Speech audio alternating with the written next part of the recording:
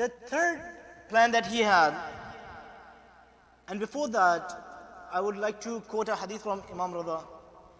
He says that في أعمال السلطان الدخول في أعمالهم والعون لهم والسعي في حوائجهم عديل الكفر والنظر إليهم على أمد من الكبائر التي يستحق به النار.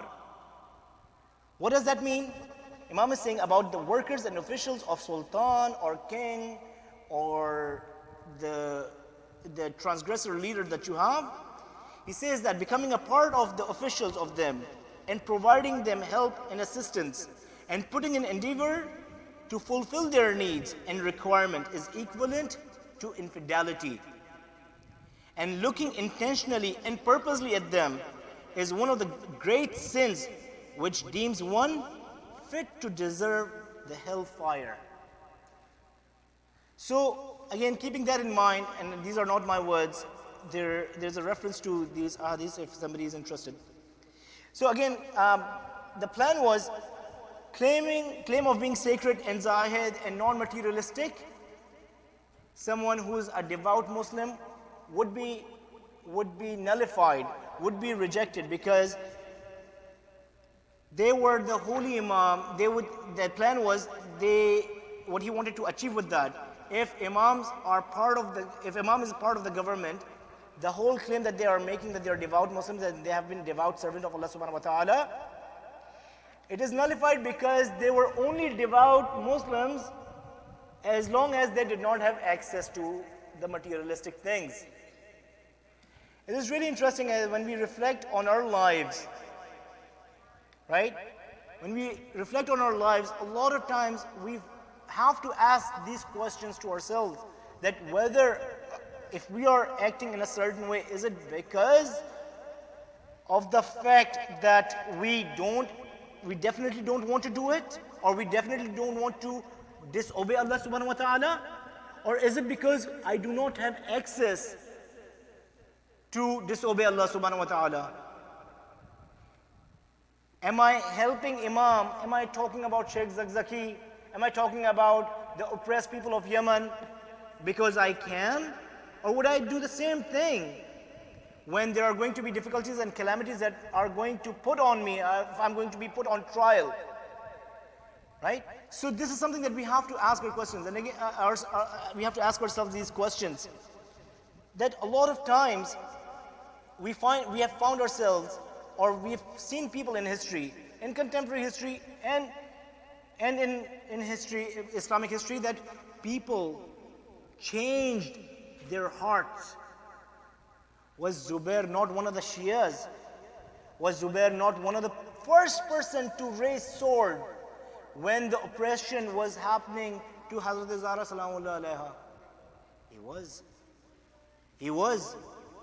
When he was told that he would be, when Prophet told him that he would one day face off Amirul Mu'mineen, he cried. And it was not out of deception. This is what the love of the world does to you.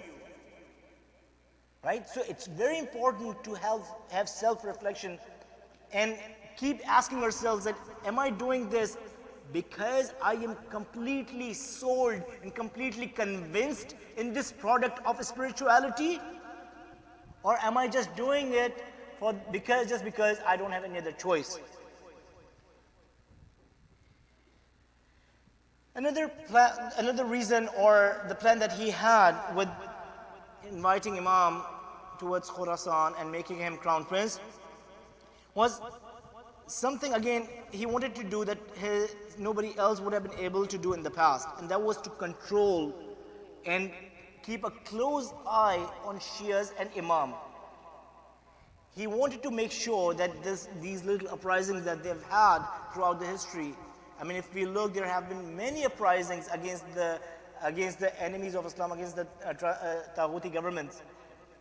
During the times of Umayyads and during the time of Abbasids, he wanted to make sure that when Imam is going to be under his control, when people are going to come and see him, he would be able to monitor them and observe them more closely. So there was another reason and another plan that he had. One of the things that he also wanted to do with his plan was the fact that he wanted to distance Imam with public. Imam was accessible, Imam was very approachable. He was the center of hope for the Muslims who were, or of the Shias who were living at that time. Whenever people would have questions, they would go to him, they could easily they had easy access to him. And again, what can we learn from it? Oftentimes, whether we elevate high in our worldly ranks or we elevate high in our spiritual ranks, knowledge-wise, we often see, unfortunately, that there comes somewhat of a reservation, like we start thinking that people should come and talk to me. We automatically have these expectations that, okay, after I have read my speech, after I have read my mankhabat, people are supposed to come and say, Subhanallah wa Jazakallah to you. They should come and shake my hand. Whereas we have hadiths where there's so much blessings that are on the person who initiates the handshake, who initiates contact. If he's not calling me, I'm not going to call him. If he's not coming to see me, I'm not going to see him. Whereas our Imam was completely opposite. And this is something that Mamun wanted to do. He wanted to bring Imam in his castle so that there would be a distance between Imam and public. And people would lose that hope, lose that accessibility, lose that connection that they used to feel with Imam.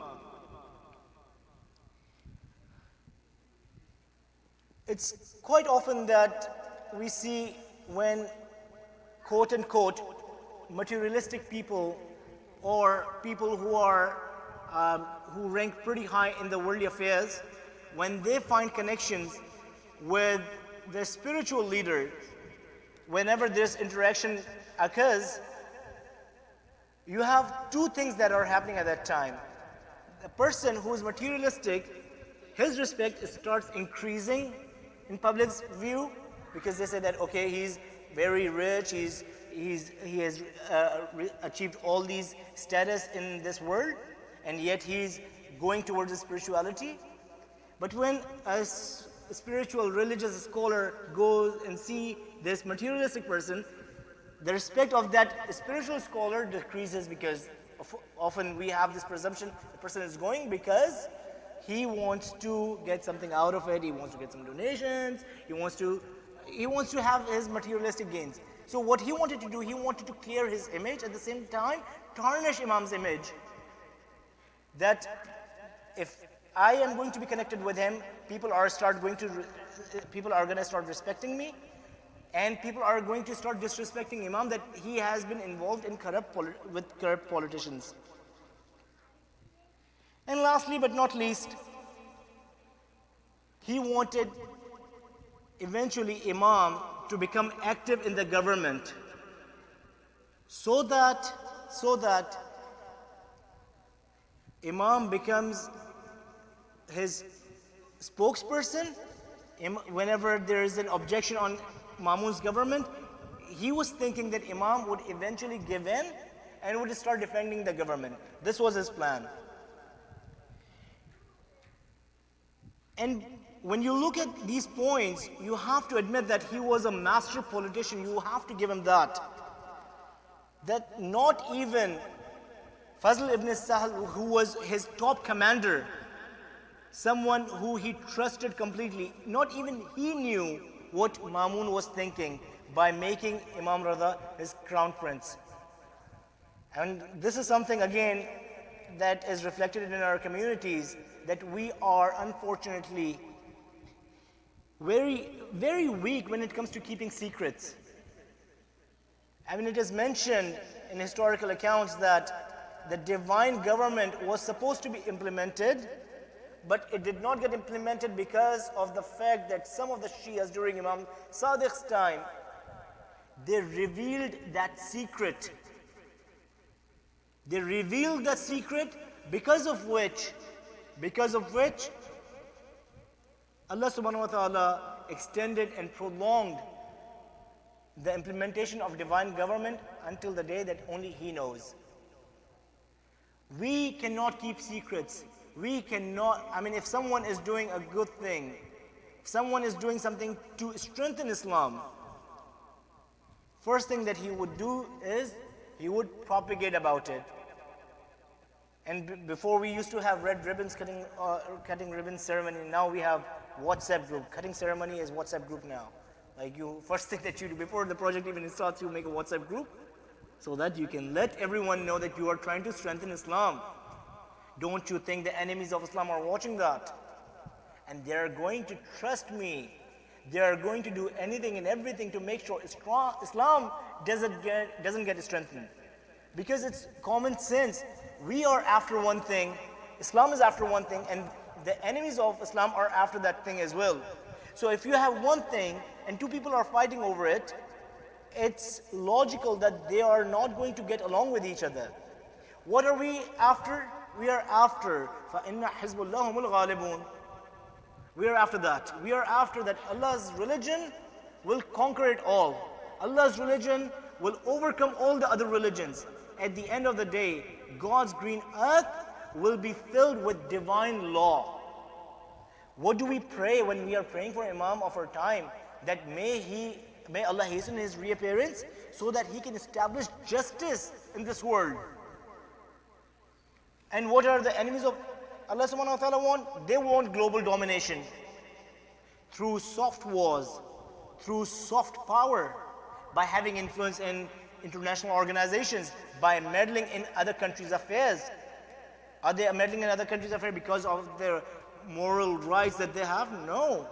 If they are all about morality and humanity, why are they not saying anything about what's happening with Sheikh Zakzaki? Why is the world silent when it comes to millions of people who are starving to death in Yemen? Is it not happening in front of us? For sure it's happening in front of us. When we say starving to death, that basically, it's easier to say, but when you really think about it, starving to death means that you are dying 1,000 deaths every day and you're praying that may Allah subhanahu wa ta'ala sends a bomb so that I die once and for all. This is what starvation to death means. Where are the human rights organizations when it comes to Yemen? Where are the human rights organizations when it comes to the issue of Palestine? So human rights are only going to be when the flag bearers of democracy or human rights find it in their interest. Why do they not say anything to the atrocities that Saudi, this shajara khabisa, this khabis, I don't even know how to translate that, but this filthy lineage has been committing on the people of Hijaz along with the rest of the people around Hijaz. But again, the point that I'm trying to make over here is when two powers are fighting for one thing, it's obvious that we are going to have conflict. And it is, again, the problem that I wanted to issue was the issue is not keeping the secrets. Not keeping the secrets. This has been happening in the past, and whether it's secret of our fellow Mu'min brother, we are the first one to announce the melodies that people have. We are the first ones to address the vices that people have without looking how bad we are, how corrupted our soul is, how much we have oppressed our own souls. We don't even think about that. We don't even know how much what we have done to our souls. So this was his plan. But on the other hand, on the counterattack, we had son of Ali ibn Abi Talib, salamullah alayhi,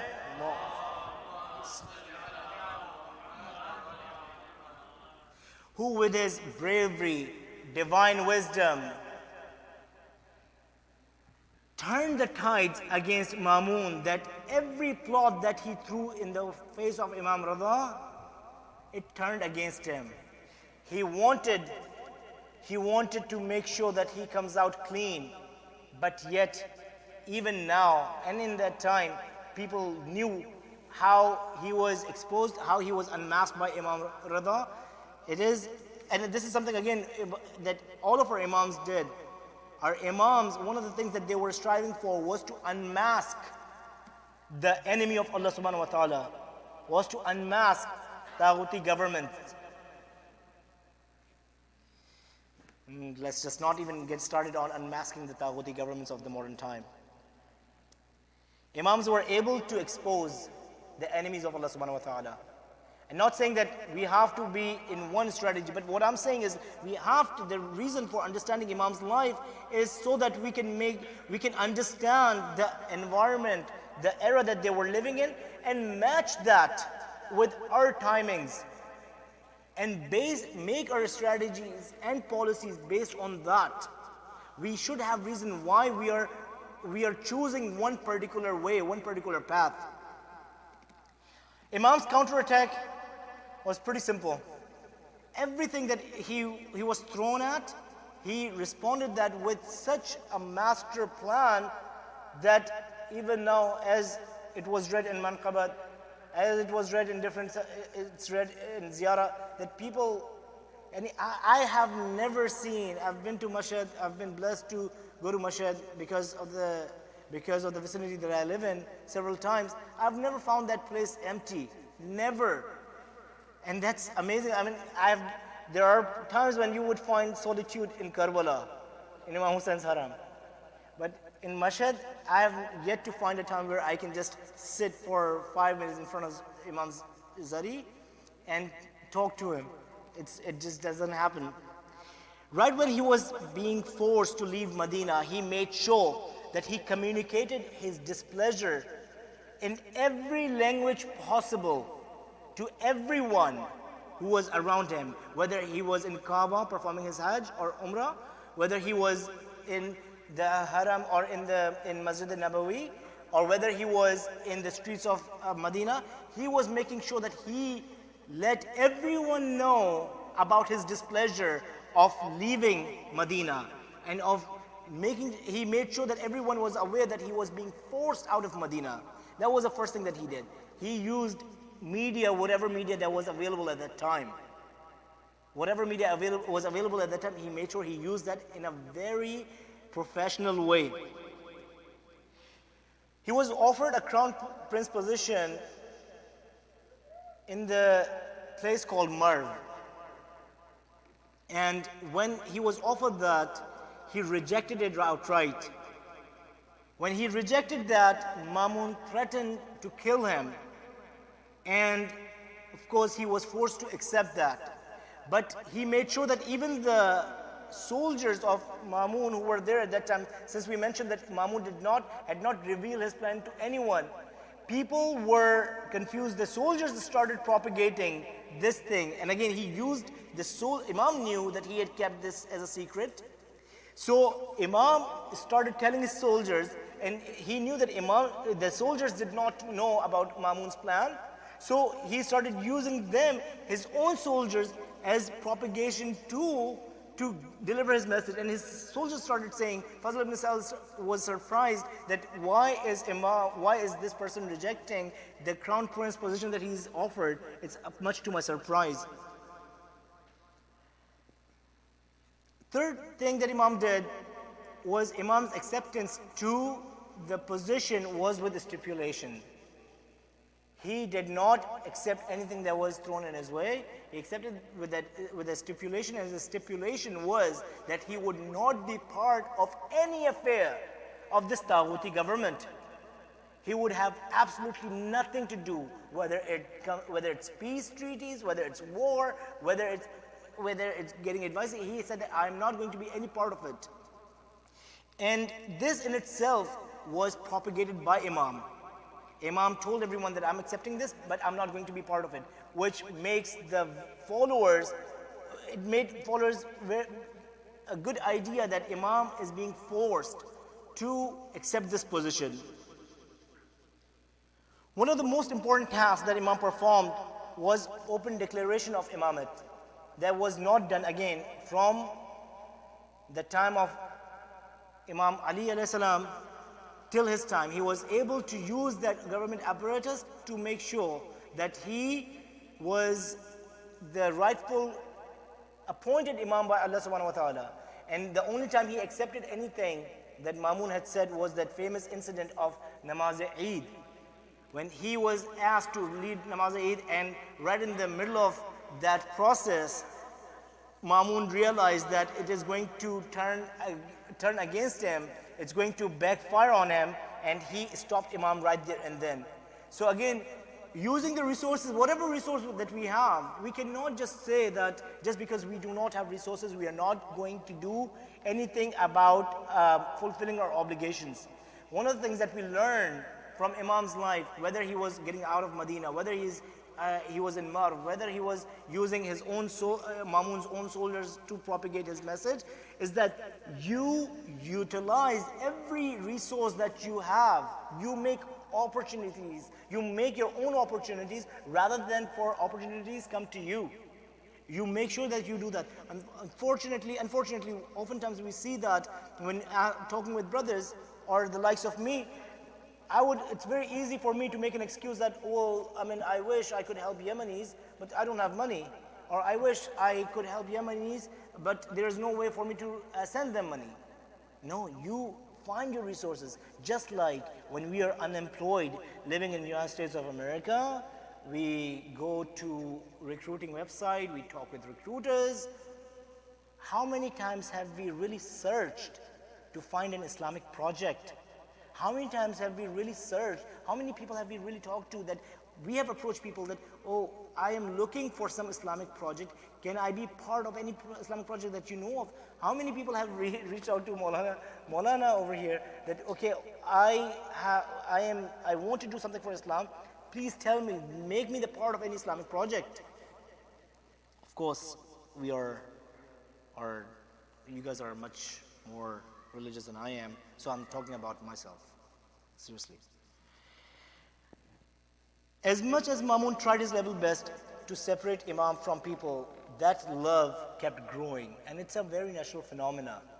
When you have something, you don't appreciate that. You don't appreciate that, especially as Shias. We have been known as dead worshipping community. Why? Because when we have the blessing, we don't realize, we don't appreciate their value. It has been going on since the beginning of Islam, is happening up until now. When Ali was alive, he would not be able to find anyone that he could express his grief with. He could only find an empty well where he could go and talk to. Imam Hassan, Muzill al-Mu'mineen, the Shias were telling him, oh, you who brings humiliation to Shias. When Imam Ali died, people start saying, Ya Ali, Ya Ali. When Imam Hassan died, people start saying, Ya Hassan. When Imam Hussein was alive, after 18,000 signatures to invite him, only 72, a bunch of them were left to stand with Imam Hussein. When Imam Hussein died, we became Tawwabins, we became this and we became that. But what's the point of doing all that when you were not able to help your Imam? May Allah subhanahu wa ta'ala save us from that moment. May Allah subhanahu wa ta'ala save us from that moment where, like we are saying, Al-Ajal ya Imam, and when Imam comes, we don't say labbaik to him. And the formula is very simple. The formula is very simple to evaluate yourself. Do I not know what my Imam is telling me right now? Of course, a lot of us know what our Imam wants from us. Are we doing exactly what our Imam wants? We talk about Hazrat Abul Fazl Abbas. We talk about him. We talk about his subservience to Imam. We talk about his subservience.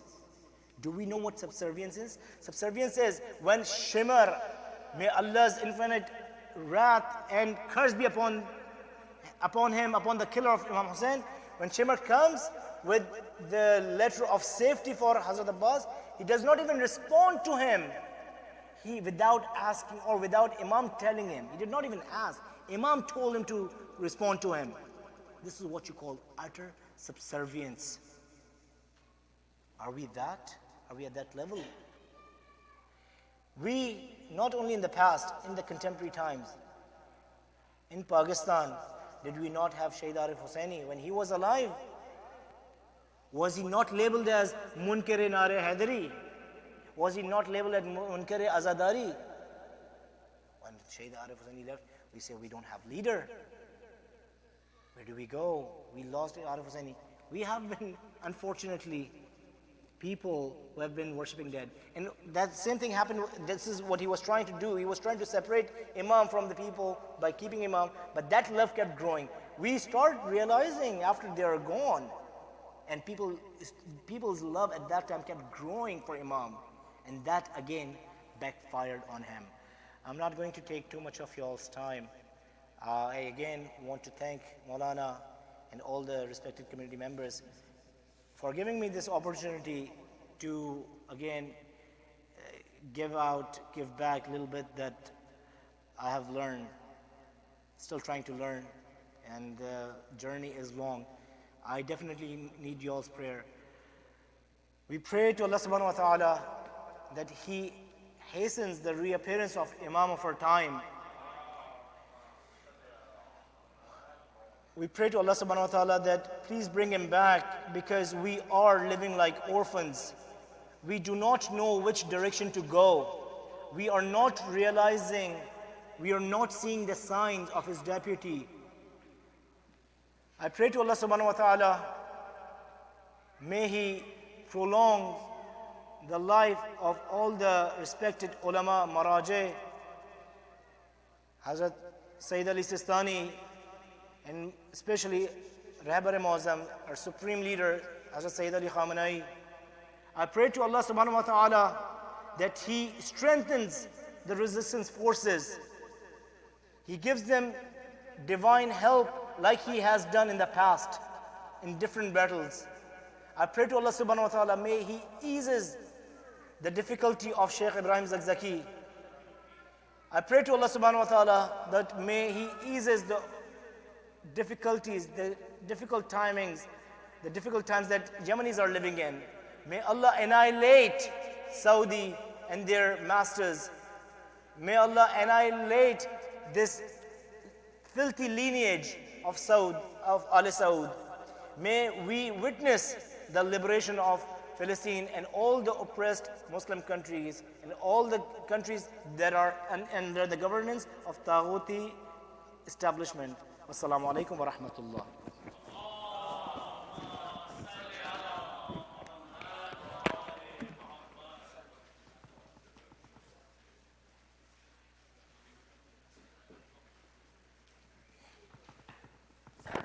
متوجه زيارت صلى الله عليك يا رسول الله السلام عليك يا نبي الله السلام عليك يا حبيب الله السلام عليك يا خير خلق الله السلام عليك يا محمد ابن عبد الله خاتم النبيين ورحمة الله وبركاته السلام عليك يا مولانا أمير المؤمنين علي بن أبي طالب السلام عليك مولاتي فاطمة الزهراء سيدة النساء العالمين السلام عليك